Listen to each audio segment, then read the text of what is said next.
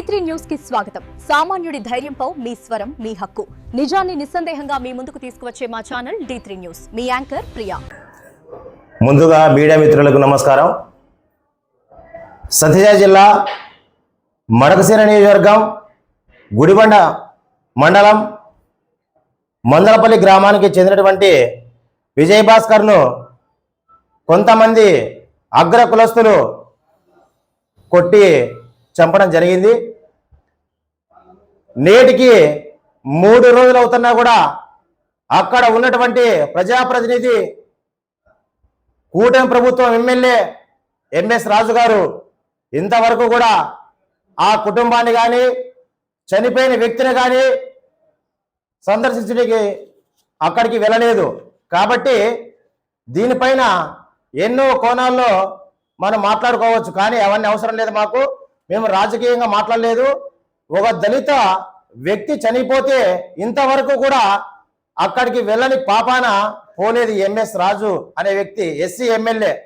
ఏమయ్యా, మీరు ఎస్సీ కాన్స్టిట్యున్సీలో ఉన్నటువంటి ఎమ్మెల్యే మర్చిపోయి లేదా జమీందారు బిడ్డగా మీరు వ్యవహరిస్తున్నారా, లేదంటే రెడ్డి వ్యక్తిగా మీరు వ్యవహరిస్తున్నారని ఈ సందర్భంగా జేబీఎంరావు భారత్ పార్టీ తరఫున నేను స్పష్టంగా ఎమ్మెల్యే ఎంఎస్ రాజు గారిని అడుగుతా ఉన్నాను.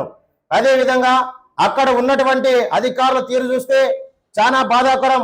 అక్కడ చనిపోయి పడి ఉన్న స్థితిలో ఆ అబ్బాయి చనిపోయిన ఫోటో ఇది. ఆ అబ్బాయి చనిపోయే ఫోటో ఉంటే ఆయనకి ఫిడ్స్ వచ్చి చనిపోయినాడని చెప్పేసి అక్కడ కొంతమంది కులస్తులు చెప్పడం జరిగింది.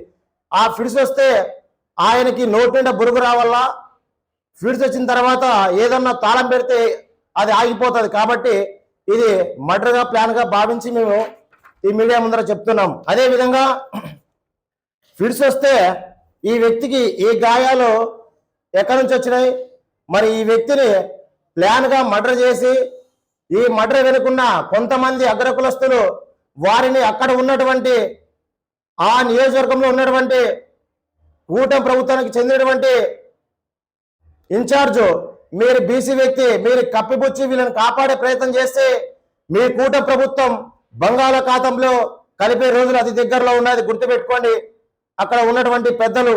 అయితే నేను అడుగుతా ఉన్నాను, ఈ వ్యక్తిని ఇంత దారుణంగా కొట్టి చంపితే కూడా ఈ రోజు నేటికి 3 రోజులు అవుతా ఉంది. మరి దీనిపైన ఎటువంటి స్పందన లేదు.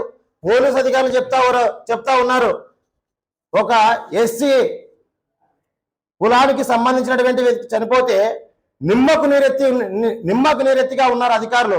మరి ఏంటి ఈ ధోరణిని మేము ప్రజా సంఘాలుగా వివిధ బహుజన రాజకీయ పార్టీలుగా ప్రశ్నిస్తున్నాం. అదేవిధంగా ఏడావుల పరిధిలో ఒక అమ్మాయిని మానభంగం చేసి 17 మంది కుర్రాళ్ళు మానభంగం చేస్తే అమ్మాయి ప్రెగ్నెంట్ డెలివరీ అయ్యింది, కొడుకు పుట్టాడు. మరి అక్కడ ఉన్నటువంటి ఎమ్మెల్యే ఒక మహిళ, ఓసీ మహిళ, ఆ కాన్స్టిట్యున్సీలోకి అడుగు పెట్టేకి ఏ ఒక్క దళిత ఎమ్మెల్యేకి దమ్ము లేదు. మరి ఎక్కడ పోతుంది సమాజం? కాబట్టి అమ్మ హోమ్ మినిస్టర్ గారు దయచేసి చెప్తున్నాం, ఎస్సీల పైన దాడులు మీరు వచ్చిన తర్వాత ఇంకా ఎక్కువైపోయినాయి. ఆయన ఉప ముఖ్యమంత్రి ఆహా ఊహా పవన్ కళ్యాణ్ నీకే చెప్తున్నా, 30,000 మంది అమ్మాయిలకు మిస్సింగ్ అయినారని చెప్తున్నావు, కానీ కొత్త చట్టాలు వస్తాయంటున్నావు. చట్టాలు ఏంటి పనికి రాలేదు. ఈ బేసిక్ యాక్ట్ చట్టం తెచ్చినావు, ఏమీ పనికి రాలేదు. కానీ భారత రాజ్యాంగం ఉంది కాబట్టి నేటికి నిజం బ్రతికే ఉంది. భారత రాజ్యాంగం లేకపోయింటే డాక్టర్ బిఆర్ అంబేద్కర్ గారు ఆ రాజ్యాంగాన్ని రాయకోకుండా ఇంకా ఎంతమంది బలైపోయారు. కాబట్టి ఒక్కసారి దృష్టిలో పెట్టుకొని ఈ రాష్ట్ర ప్రభుత్వానికి హెచ్చరిక జారీ చేస్తున్నాం. ఆ కుటుంబానికి మీరు గవర్నమెంట్ ఉద్యోగం కానీ, లేదంటే పొలం కానీ, లేదంటే వివిధ రూపాల్లో వారి కుటుంబానికి మీరు కల్పించకపోతే మీరు చాలా హీనులు అని చెప్పేసి ఈ సందర్భంగా నేను ప్రశ్నిస్తున్నాను. అదేవిధంగా అబ్బాయికి పూర్తి న్యాయం జరగల్లా. న్యాయం జరగలేని పక్షంలో ఆ ఊరికి వెళ్ళి మేమంతా వెళ్ళి ఆ కుటుంబం పక్షంగా నిలబడి ఈ